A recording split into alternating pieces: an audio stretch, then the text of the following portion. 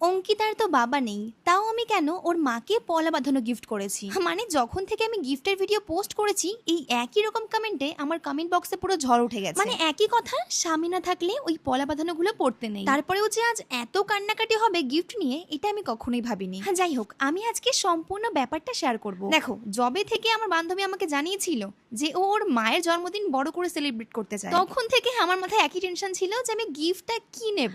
কারণ যদি আমার বান্ধবীর বার্থডে হতো আই থিঙ্ক অনেক কিছু অপশন থাকতো, কিন্তু যেহেতু ওর মায়ের জন্মদিন, তো কাকিমার জন্য কি গিফট কিনবো এটা ছিল বড় একটা স্ট্রাগল। যখন আমি মাকে জিজ্ঞাসা করলাম, মা বললো যে শাড়ি নিতে ভালো দেখে, কিন্তু সবার ঘরে শাড়ি কম বেশি থাকেই। আমি ভেবেছিলাম যে একটু অন্য কিছু দেবো। প্রথমে না আমি লক্ষ্য করেছিলাম যে ওদের ঘরের মধ্যে কোনো ওদের ফ্যামিলি ফটো নেই। সো প্রথমেই সৌরভদার কাছে চেয়ে আমি একটা ফ্যামিলি ফটো নিয়েছিলাম। সো ওটা ফ্রেম করতে দিয়ে এসে এখানে অন্য গিফট দেখছিলাম, যেমন কি কাকিমার জন্য পলা বাঁধানো। এবার অনেকেই আমায় এটা নিয়ে কোশ্চেন করেছো যে আমি পলা বাঁধানো কেন গিফট করেছি। মানে স্বামী না থাকলে এই পলা বাঁধানো গুলো পড়তে নেই, এটাই সবার মাথা ব্যথা। তোমাদের মতো না আমিও ভাবছিলাম প্রথমে যে সত্যি কি উনি পড়বে বা এগুলো কি আদেও পড়া যাবে। পরে আমি মাকে, কাকিমাকে সবাইকে জিজ্ঞাসা করলাম, আর ওনারা আমায় বললো যে লাল রং বাদ দিয়ে অন্য যে কোনো কালারের পলা বাঁধানো তুই নিতে পারিস, শুধুমাত্র লাল রং না নিলেই হবে। আর দোকানে গিয়ে যখন ব্যাপারটা খুলে বললাম, উনি আমাকে অন্য কালার গুলো দেখালো লাল রং বাদ দিয়ে। ওনারা বললো যে অনেকেই আসে, ওনারা এরকম টাইপের পলা বাঁধানো নিয়ে যায়। জানো তো, প্রথমে আমি ডিসাইড করেছিলাম যে সোনার পলার একটা আংটি নেব, কিন্তু ওগুলো ছিল সবই লাল রঙের। এন্ড টু বি অনেস্ট, ওই লাল পলার আংটি আমি নিতে চাই, কারণ সবাই আমাকে বারণ করেছিল